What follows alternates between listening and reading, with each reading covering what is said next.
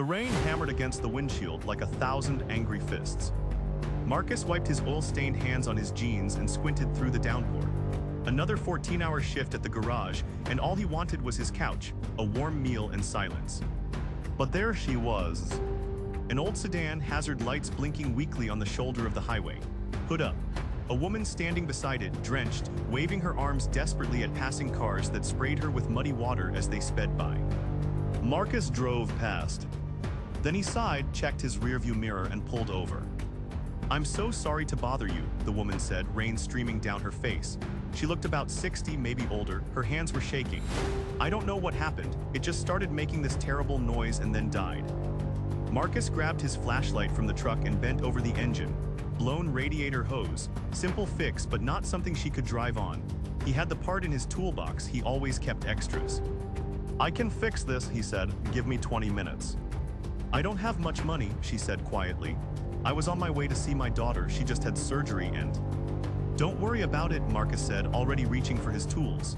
"Just get in your car, stay dry." She tried to protest, but he waved her off. The rain soaked through his jacket. His fingers went numb.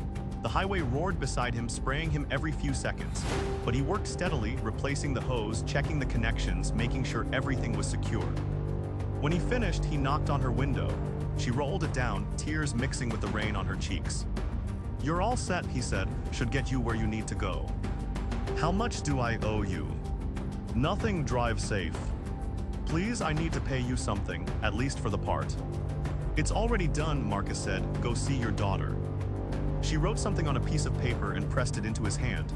"My name is Helen. If you ever need anything at all, you call me. Promise me." Marcus pocketed the paper without looking at it and nodded. He watched her taillights disappear into the storm, then climbed back into his truck, shivering and exhausted. He never thought about that night again. Life moved forward the way it always does. Marcus kept working at the garage. He saved money. He met a woman named Sarah. They got married in a small ceremony with 20 people. They bought a tiny house with a yard barely big enough for a grill. They were happy. Then came the headaches. At first, Marcus ignored them. Working men don't complain about headaches, but they got worse. Blinding, he'd have to pull over while driving, gripping the steering wheel until the pain passed. Sarah made him see a doctor. The doctor ordered tests, then more tests, then a scan. Then came the meeting where the doctor's face told Marcus everything before his mouth did. "I'm sorry," the doctor said. "It's a brain tumor, aggressive, we need to operate immediately." The surgery was scheduled for 2 weeks later. The cost was staggering. Their insurance would cover some of it, but not enough, not even close. The hospital wanted a deposit up front, $20,000. They didn't have $20,000.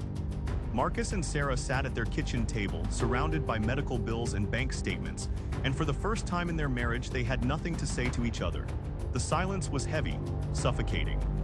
"We'll figure it out," Sarah finally whispered, but her voice cracked.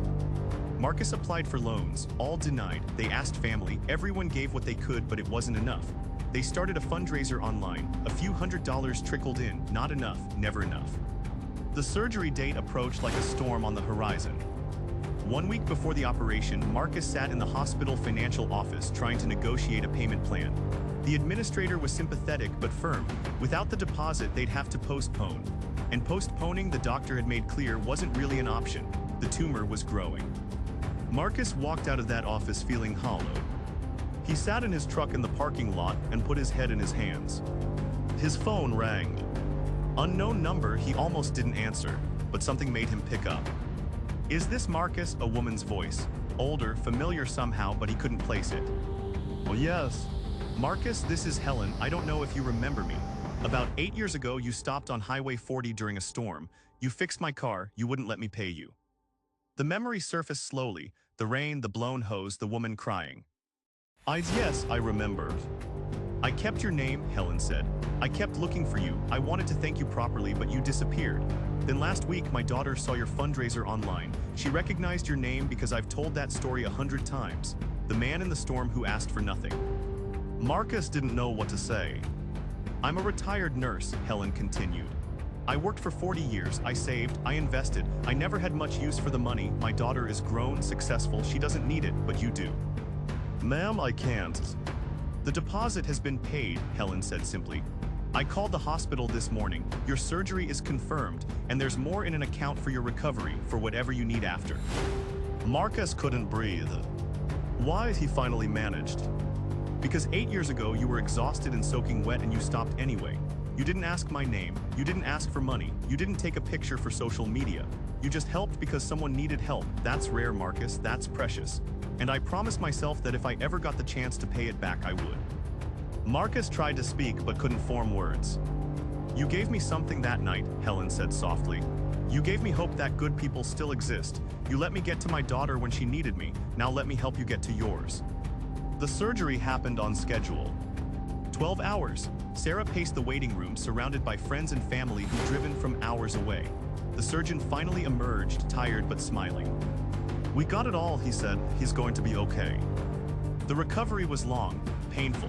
There were days Marcus wanted to quit, days the headaches came back and he was sure the tumor had returned, days he couldn't remember Sarah's middle name or what year it was. But slowly, steadily, he healed. Helen visited once 3 months after the surgery. She brought flowers and sat beside his bed. I never thanked you, Marcus said, not properly. You thanked me 8 years ago, Helen replied. You just didn't know it yet. I don't understand. My daughter, Helen said, the one I was going to see that night, she'd had an emergency surgery, complications from childbirth. I got the call and just drove. I wasn't thinking, didn't check the car. It broke down and I thought I'd miss everything. Thought I'd miss meeting my grandson. She pulled out her phone and showed him a picture. A boy, maybe 7 or 8, grinning at the camera with missing front teeth. That's him, she said. That's James. Because you stopped in the rain, I got to be there when he was born. I got to hold him. I've got to watch him grow. You gave me that. Marcus stared at the photo. Kindness isn't a transaction, Helen said. You don't do it expecting something back. But the universe keeps better accounts than we do. What you put out there doesn't disappear. It waits, it grows. And when you need it most, it comes home. A year later, Marcus was back at work. The doctors called him a miracle. He called himself lucky. But he knew the truths. He'd been saved by a moment he'd forgotten. By 20 minutes in the rain when he was tired and cold and just wanted to go home. By a choice to stop when he could have kept driving. Now Marcus keeps Helen's number in his phone. They talk sometimes, not often but enough. And he keeps a photo of James on his toolbox at the garage. It reminds him. Every day we make small choices. Help or keep walking, stop or keep driving, give or hold back. We make them tired, we make them rushed. We make them thinking nobody's watching and nothing matters. But everything matters. That kindness you showed last Tuesday, that moment you stopped to help, that time you gave when you had nothing to give, it didn't vanish, it didn't fade. It's out there waiting. And someday, maybe years from now, maybe when you've forgotten all about it, it will find its way back to you. Not because you earned it, not because you kept score, but because that's how kindness works. It never forgets you, even when you forget it.